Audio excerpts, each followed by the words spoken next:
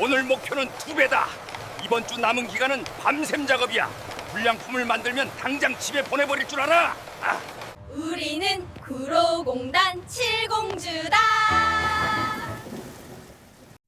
1960년대 말 구로의 시간은 가난한 이들에게만 유독 더디고 가혹하게 흘렀다.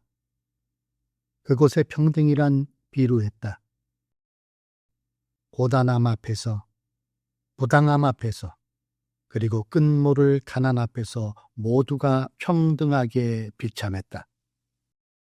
새벽을 가르는 사이렌 소리는 날마다 같은 음계로 여공들의 고난 잠을 찢어놓았다. 덜 마른 작업복에서 배어나온 습기와 본드 냄새가 눅눅하게 엉겨붙은 기숙사 복도바닥. 그 위로 명순의 발소리가 힘없이 얹혔다. 깜빡이는 형광등 아래서 명순은 늘 같은 생각을 했다. 오늘은 제발 덜 혼났으면.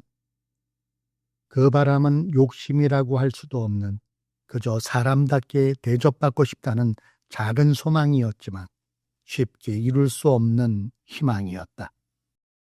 작업장의 공기는 낮과 밤의 경계가 허물어진 채 탁하게 고요 있었다. 돌아가는 펜소리는 고막을 찢을 듯 날카로웠고 육중한 기계들이 내어뱉는 진동은 바닥을 타고 올라와 여공들의 뼛속까지 징징 울려댔다. 오전 10시가 넘어가면 손가락 관절은 마른 나뭇가지처럼 뻣뻣해졌고 점심 무렵이면 손바닥에 감각이 무뎌져 가위질은 자꾸만 허공을 걷돌았다. 명순아, 정신 차려. 반장 언니 온다. 오키의 다급한 속삭임에 명순은 흠칫 놀라 허리를 고추 세웠다. 반장 언니는 감정을 거세당한 무표정한 얼굴로 다가왔다. 그녀의 눈은 기계의 오차를 잡아내듯 조금이라도 느리거나 어설픈 동작을 가차없이 낚아챘다. 야, 너 늦어. 이것도 불량이야. 짧게 뱉어진 말은 차가운 칼날 같았다. 그 말 한마디가 명순의 등 뒤에 돌덩이처럼 얹혀 잔압이 끝날 때까지 짓눌렀다. 하지만 기이하게도 그 서늘한 비난 뒤편에서 명순은 고향 어머니의 오래된 목소리를 환청처럼 들었다. 살다 보면 참아야 하는 날이 더 많은 법이다. 그 말은 단순히 체념하라는 뜻이 아니었다. 그것은 잡초처럼 질기게 어떻게든 살아내라는 어머니만의 투박한 응원이었다. 명수는 그 목소리를 동아줄처럼 붙잡고 무뎌진 손끝을 다시 세웠다. 오후가 깊어질수록 작업장 안에는 회색빛 피로가 짙게 깔렸다. 기계의 진동은 머리에서 어깨로 다시 허리로 무겁게 내려앉았다. 작업대 사이로 누군가의 한숨이 공중을 떠다녔다. 그것은 특정한 대상을 향한 원망이라기보다 오늘도 사람이 너무 빨리 닳아 없어진다는 현실을 향한 서글픈 탄식이었다. 잔업 마침을 알리는 사이렌이 울린 건 창밖의 해가 완전히 꼬리를 감춘 뒤였다. 여공들은 약속이나 한 듯 구부정한 어깨로 일어섰다. 기숙사로 돌아가는 길은 침묵의 행렬이었다. 세상 돌아가는 이야기를 할 힘도 웃을 여력도 하물며 울 기운조차 말라버린 창백한 얼굴들. 그 적막한 복도 끝에서 명수는 미세한 파동을 느꼈다. 벽에 기대어 반쯤 허물어진 자세로 희정이 중얼거리고 있었다. 하나님이 정말 살아계신다면 오늘 하루는 힘이 좀 덜 들게 해주셨어야 하는 것 아닌가? 그것은 기도도 아니었고 온전한 분노도 아니었다. 마치 스스로에게 묻듯 숨결에 실려 나온 젖은 고백이었다. 명수는 발걸음을 멈췄다. 유난히 웃음이 많던 희정의 얼굴이 오늘따라 백지장처럼 창백했다. 일정아, 어디 아파? 아닌데 그냥 사람이 참 살아도 사는 것 같지가 않아서. 희정이 메마른 입술을 달싹이며 웃었다. 그 웃음이 너무도 얇고 위태로워 건드리면 바스라질 것만 같았다. 그때였다. 복도 어둠 속에서 말순이 물 한 잔을 들고 나타났다. 평소 말수가 적고 조용한 아이였지만 손에 들린 물컵이 찰랑거릴 만큼 마음의 물결이 큰 아이였다. 이정아, 물 마셔. 너무 힘들면 그냥 좀 누워있어. 말순의 눈빛은 세상의 이치는 어두울지 몰라도 타인의 고통 앞에서는 누구보다 정확하고 기뻤다. 그 순간 명수는 알 수 없는 뭉클함을 느꼈다. 이 비좁은 기숙사를 채우는 정적, 그 사이를 흐르는 서로를 향한 투박한 배려들이 말로 뱉지 않은 거룩한 기도처럼 다가왔다. 누군가 넘어지려 할 때 손을 내미는 순간, 목마른 이에게 물 한 잔을 건네는 순간, 고단한 등을 가만히 쓸어내리는 순간, 그것은 형식 갖춘 예배도 근엄한 가르침도 아니었으나 사람의 내면에 잠겨있는 가장 희미하고도 끈질긴 빛이었다.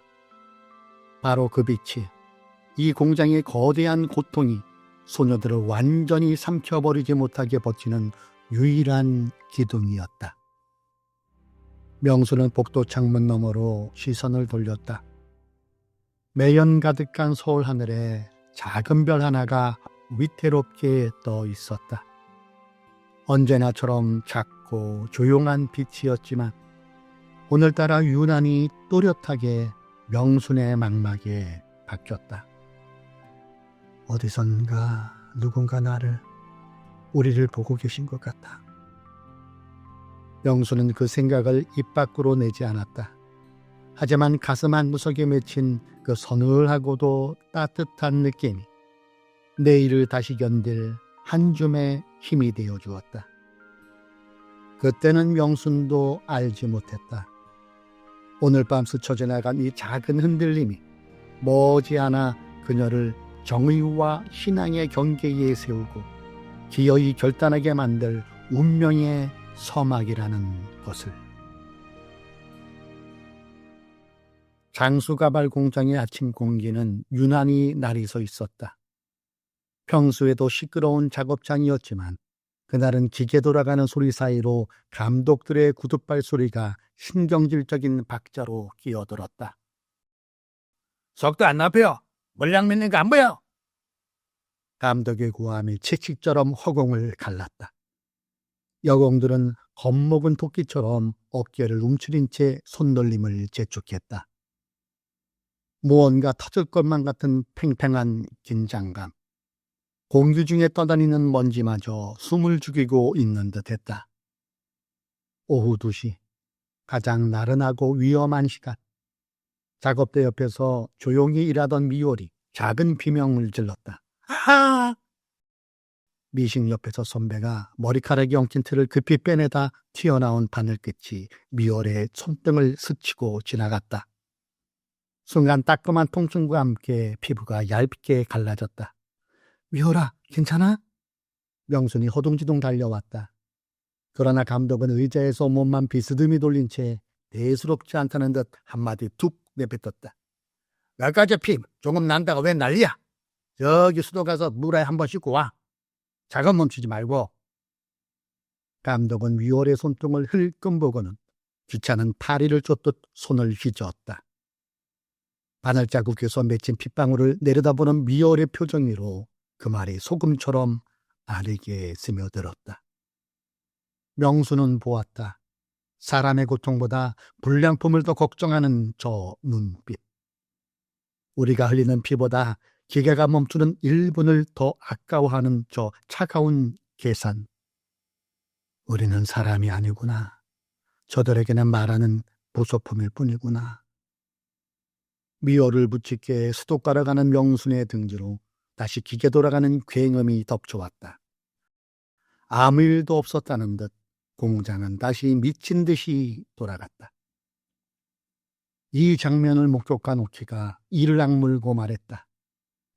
저런 걸 그냥 넘어가라고. 난숙이 고개를 저었다. 이러다 큰일 나는 날이 온다. 나도 어제 다칠 뻔했어. 인자가 입술을 세게 깨물었다. 그런데도 우리 보고 속담만 내래. 이러다 다 다치는 거 아니야? 그날 저녁 잔업이 끝났을 때 칠공주파는 처음으로 모였던 이유가 달라졌다. 기숙사 복도 끝에 둘러앉은 그들은 낮 동안 쌓인 고통을 숨기지 않았다. 오키가 가장 먼저 말을 꺼냈다. 이러고 계속 일하다간 언제 누가 하나 죽어나가도 이상하지 않아? 희정이 손끝을 내려다보며 말했다. 근데 말하면 해고래. 감독 언니가 낮에 그러더라. 우리 대신 일할 사람 널렸어라고. 공기는 무겁게 가라앉았고 마음은 답답했다. 언제든 사람을 바꿀 수 있다는 말.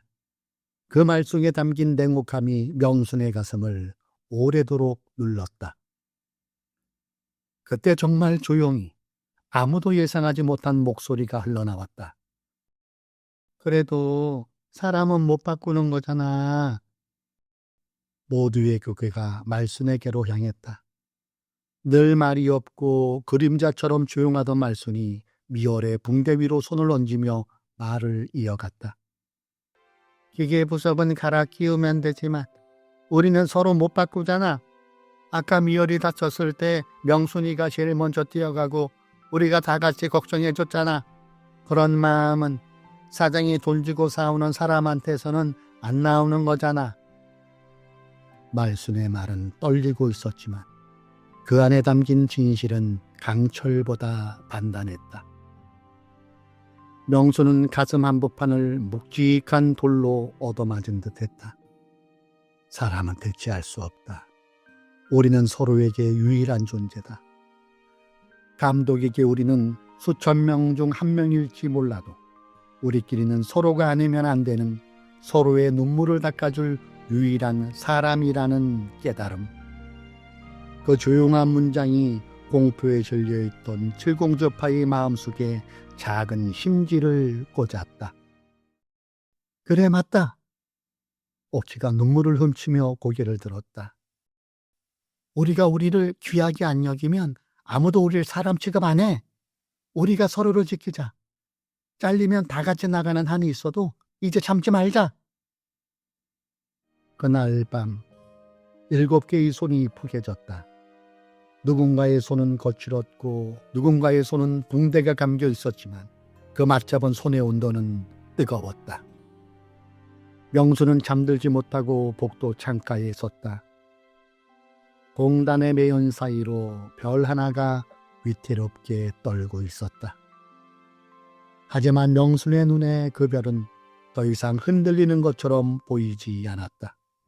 별이 흔들리는 게 아니라 자신의 마음이 두려움에 떨고 있었음을 알았기 때문이다. 이제 안 떨 거야. 우리가 함께니까. 명수는 어둠 속의 공장을 노려보았다. 오늘 미오리 손등에 난 상처는 칠공주파의 가슴에 낸 첫 번째 균열이었다. 하지만 그 틈새로 용기라는 이름의 새살이 아주 조용히 그러나 무섭게 돋아나고 있었다. 장수가발 3공장이 아침 8시 사이리는 개전 신호였다. 웅 하는 굉과 함께 수백 대의 미신과 작업대가 동시에 비명을 질렀다. 여공들은 총알 대신 바늘과 가위를 쥐고 전장으로 뛰어들었다. 오늘 목표는 2배다. 이번 주 남은 기간은 밤샘 작업이야. 불량품을 만들면 당장 집에 보내버릴 줄 알아. 감독의 고함이 채찍처럼 작업장 상공을 갈랐다. 2배. 그 단어는 숫자가 아니라 여공들의 뼈와 살을 깎아내겠다는 선전포고였다. 손끝은 이미 아침부터 퉁퉁 부어올라 감각이 없었지만 멈출 수는 없었다. 멈추는 순간 밥줄이 끊긴다. 그 공포가 육체의 고통을 마취시키고 있었다. 오후 4시. 창문 하나 없는 작업장에 열기가 가마솥처럼 끓어오를 때였다. 희정의 입에서 헉 하는 소리가 터져나왔다. 비명조차 지를 수 없는 고통이었다.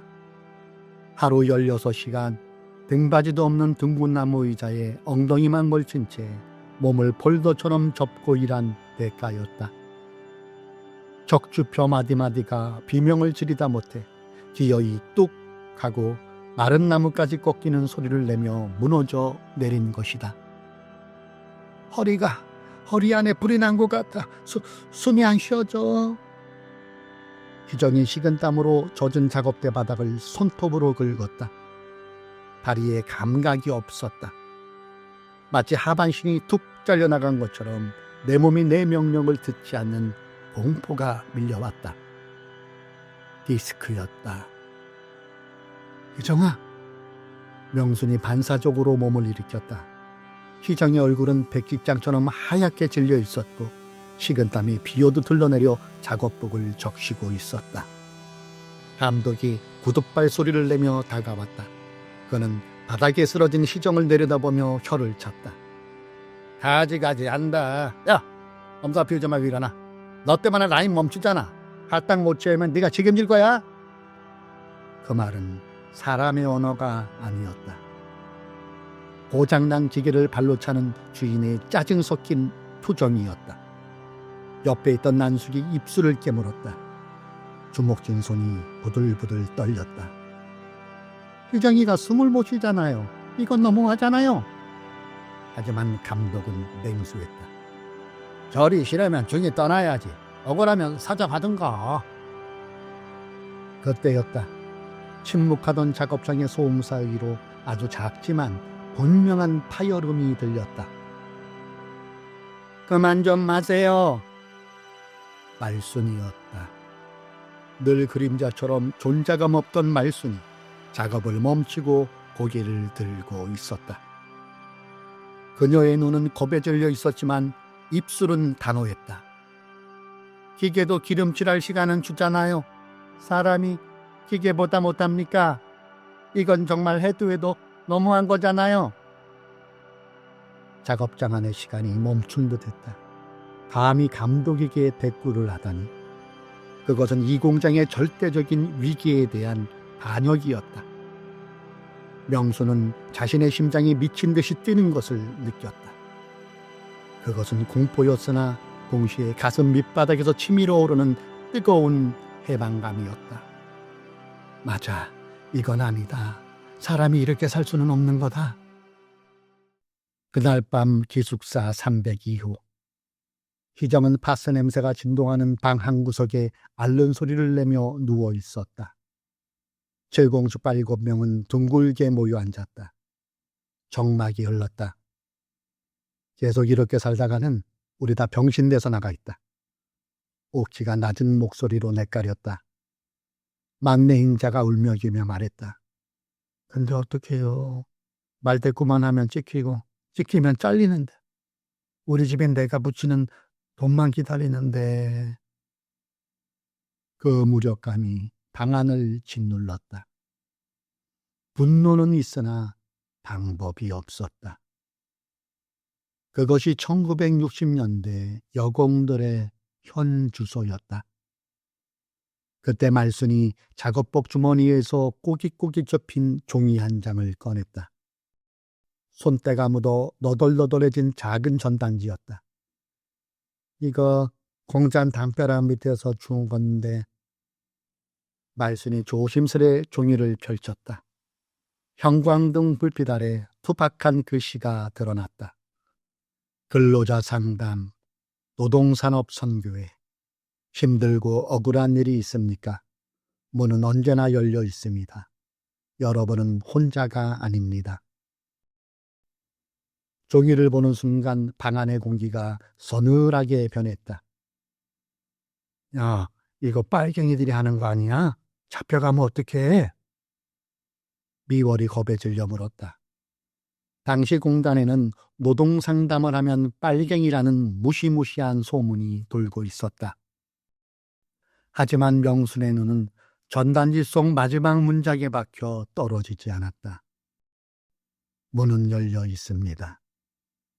지금껏 그 어떤 어른도 그 어떤 세상도 그들에게 문을 열어둔 적이 없었다. 늘 문은 닫아 걸고 감시하고 쫓아내기만 했지 들어오라고 손짓한 적은 없었다. 난숙이 오키의 시선을 쫓으며 나지막이 속삭였다. 근데 언니, 저희 가면 잡혀가서 문제 생긴다던데?